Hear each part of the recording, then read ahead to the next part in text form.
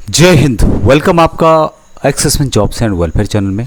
भारतीय रेलवे की ओर से वैकेंसीज निकाली गई है। सेंट्रलाइज जो वैकेंसीज है इनके द्वारा जारी की गई है। 6300 के करीब पूरे पद हैं। तो इस वीडियो में हम उसकी बारे में डिटेल से जानते हैं। तो हम नोटिफिकेशन के माध्यम से इसकी डिटेल्स को जानते हैं। यहाँ पर आप देख सकते हैं गवर्नमेंट ऑफ इंडिया की तरफ से ये नोटिफिकेशन जारी किया गया। रेलवे की वैकेंसीज आपको मिलेगी और ऑनलाइन के माध्यम से इन वैकेंसीज़ के लिए आप 28/6/2025 यानी कि 28 जून 2025 से अप्लाई करना शुरू हो गया है।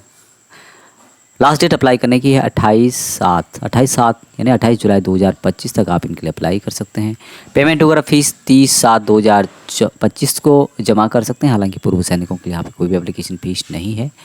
मॉडिफाई करना चाहते हैं आप एप्लीकेशन में, कुछ गलती हो गई है तो 1/8/2025 से लेकर 10/8/2025 तक आप कर सकते हैं। लेकिन इसके लिए आपको पेमेंट पेड करना होगा, कुछ फीस वगैरह देनी होगी यदि आपको मॉडिफाई करना है।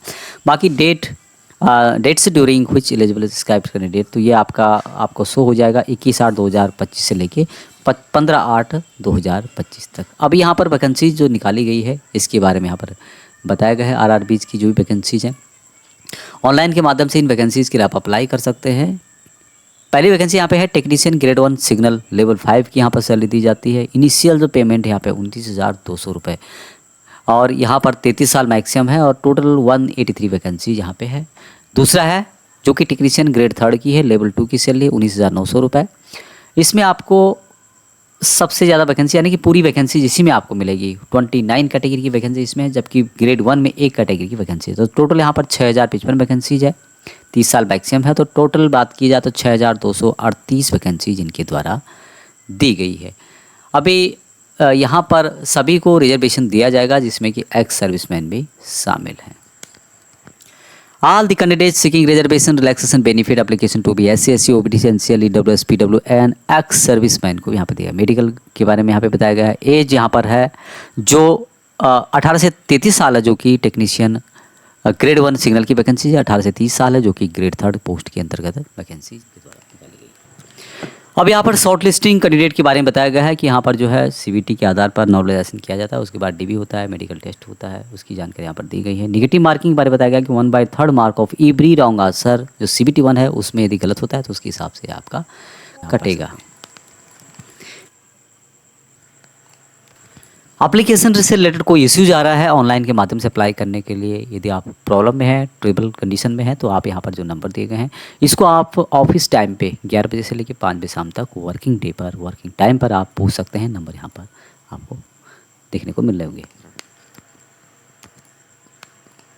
अभी एज यहाँ पे क्या रखी गई है, टेक्नीशियन ग्रेड 1 के लिए 33 साल मैक्सिमम है और टेक्नीशियन ग्रेड 3 के लिए 30 साल मैक्सिमम है। दूसरा है एज रिलैक्सेशन दिया जाएगा पूर्व सैनिकों को। तीसरी बात है यहाँ पे कि ex serviceman with at least 6 month continuous service after attestation, तो आपका अटेस्टेशन होने के बाद जो कसन पीरियड जिसको बोलते हैं उसके बाद भी आपने 6 महीने तक सर्विस की है तो आपको यहाँ पर आप इन वैकेंसीज के लिए अप्लाई कर सकते हैं, आपको दिया जाएगा रिजर्वेशन। जैसे कि आप यहाँ पे देख रहे हैं एक्सेप्शन एलिजिबल के लिए 3 year after detection of length service. OBC NCL को 6 साल की छूट है, OBC SC ST कैटेगरी को 8 साल की छूट है।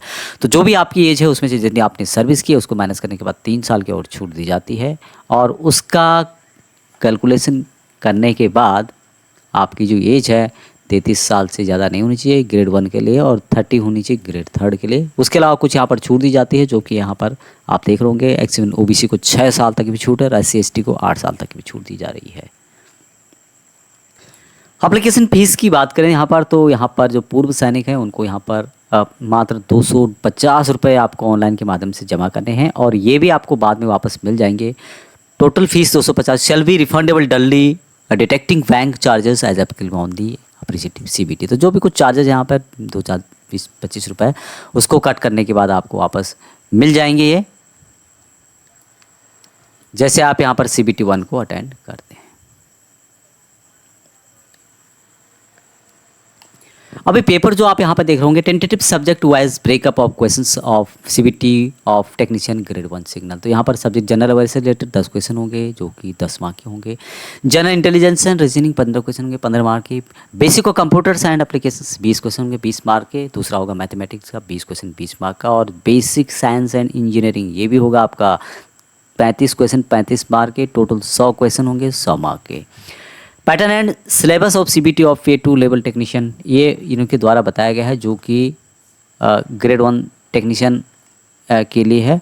और दूसरा जो ग्रेड 2 यहाँ पर टेक्नीशियन है उसके बारे में यहाँ पर डिटेल्स बताई गई है, जो कि यहाँ पे देख सकते हैं आप लोग, जिसमें कि मैथमेटिक्स से रिलेटेड 25 क्वेश्चन होंगे 25 नंबर के, general intelligence reasoning 25 question 25 number के, जनरल साइंस 40 क्वेश्चन 40 नंबर के, general awareness 40 question 10 question 10 number के।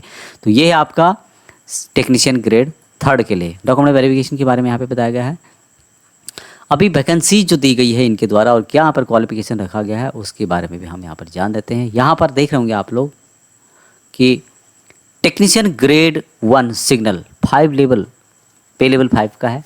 SNT signal and telecommunication, यहाँ पर जो ये वैकेंसीज है ये है bachelor of science in physics, electronics, computer science, information technology, instrumentation, ये सब यदि आपने किया है तो आप इन वैकेंसीज के अप्लाई करते हैं। उसके अलावा यदि आपने ये नहीं किया है तो बहुत लोगों के पास डिप्लोमा होता है, diploma in engineering in the above basic streams, combination of any of above basic streams, या फिर degree in engineering in the above basic streams और in combination of any of the other basic.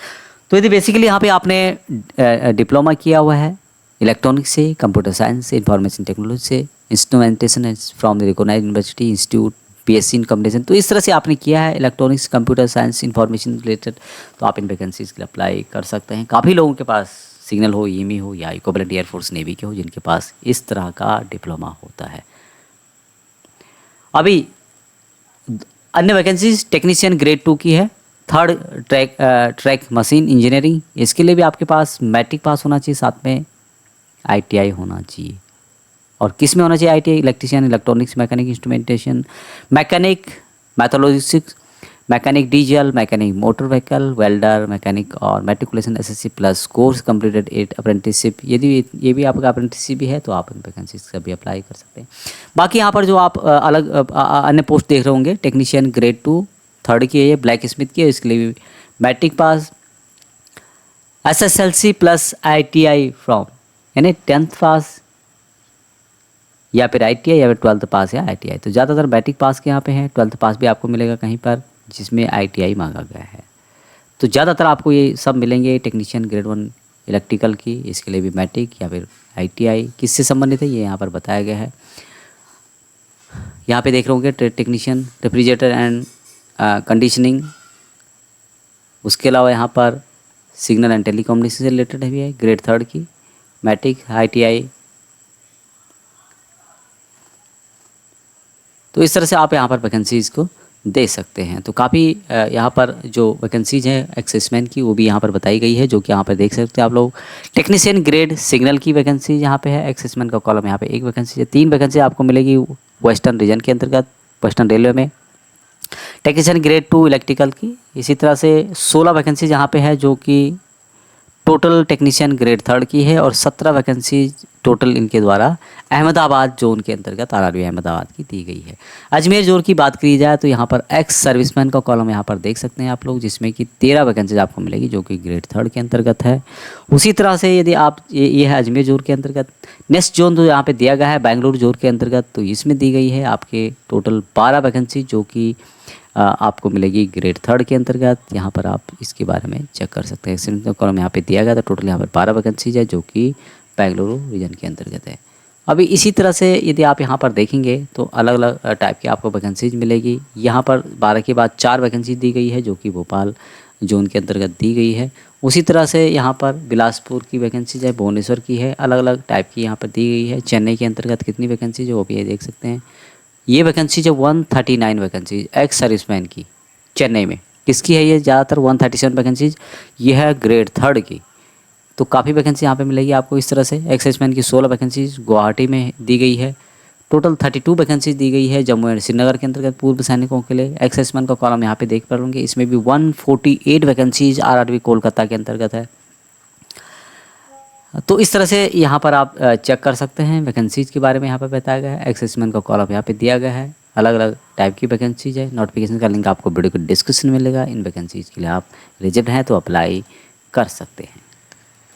अभी यहाँ पर जो person serving in armed forces में हैं, retire हो रहे हैं बहुत से में 1 साल के अंतर्गत, तो एक्सेसमेंट के कोटे के तहत वहाँ भी अप्लाई कर सकते हैं, जो कि इसकी जो क्लोजिंग डेट है उसके 1 साल बाद 1 year from the closing date of submission application against the CN he may be considered till the date of document verification which is be shortlisted, however they should possess the। तो यहाँ पर वो जो service holders हैं 1 साल के अंदर का रिटायर आ रहे हैं, यानी कि 28/7/2026 तक जो रिटायर आ रहे हैं वो इन वैकेंसीज़ के लिए एलिजिबल रहेंगे, अप्लाई कर सकते हैं। एक्सेसमेंट कोटे के तहत आपको रिजर्वेशन दिया जाएगा। बाकी यहाँ पर इससे संबंधित फॉर्म आपको मिल जाता है, जो भी यहाँ पर NOC के थ्रू अप्लाई करना चाहता है। ज़्यादा जानकारी के लिए नोटिफिकेशन को जरूर फॉलो करें। अभी तक इतना ही। जय हिंद। लिंक आपको वीडियो के डिस्क्रिप्शन में मिल जाएगा।